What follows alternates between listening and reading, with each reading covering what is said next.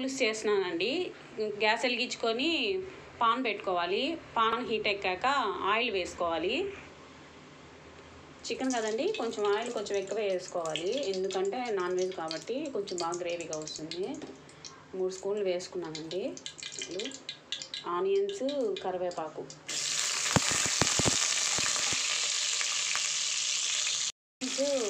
Brown కలర్లో వచ్చే వరకు వేపాలండి. రెడ్ కలర్లో వచ్చే వరకు బాగా వేయించాలండి.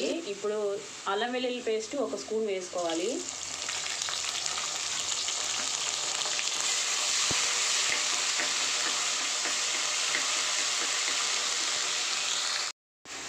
చికెన్ బాగా ఉడకాలండి. కొంచెం చికెన్ ఉడకాలి.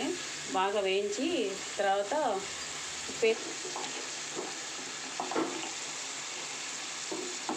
కేజీ చికెన్ కాబట్టి దాంట్లోకి 1 స్పూన్ వేస్తున్నాను. మామూలుగా హాఫ్ కిలో అయితే హాఫ్ స్పూన్ వేసుకుంటే సరిపోతుంది. ఇది కొంచెం బాగా వేగినాక కొంచెం పసుపు వేసుకోవాలి.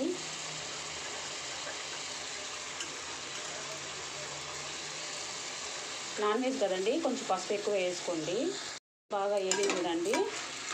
ఇప్పుడు ఏం వేసుకోవాలంటే ధనియాల పొడి, 1 గంటి ధనియాల పొడి, 1 గంటి మిరప్పొడి, చికెన్ మసాలా 5 రూపీస్ది వేసేసుకోండి మొత్తము. ఇది చికెన్ కదా, అందుకని హాఫ్ కిలో అయితే సగం వేసుకోవచ్చు. ఇప్పుడు ఇదంతా మిక్స్ చేసుకోవాలండి. వాడ్చినాక ఆ ముక్కలు కొంచెం గట్టిగా ఉన్నాయి. ఇప్పుడు చూడండి, టమాటాలు వేసినాక పైన గుజ్జు అంతా వచ్చేసింది. ఆ గుజ్జు బాగా లోపల చికెన్లోకి బాగా ఇమిడి చికెన్ స్మెల్ బాగా వస్తుంది. చికెన్ కూడా సాఫ్ట్గా ఉడుకుతుంది. ఇప్పుడు వాటర్ పోసుకున్నాము. రోస్ట్గా వచ్చేసిందండి. ఇప్పుడు 1 గ్లాస్ వాటర్ పోసుకొని పాన్ పెట్టుకొని 4 విజిల్ పెట్టుకోవాలండి.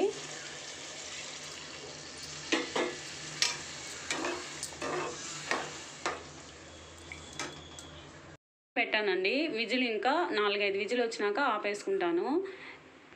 చికెన్ పులుసు రెడీ అండి. మీ ఇంట్లో ట్రై చేసి ఎలా ఉందో నాకు కామెంట్ బాక్స్లో కామెంట్స్ పెట్టండి.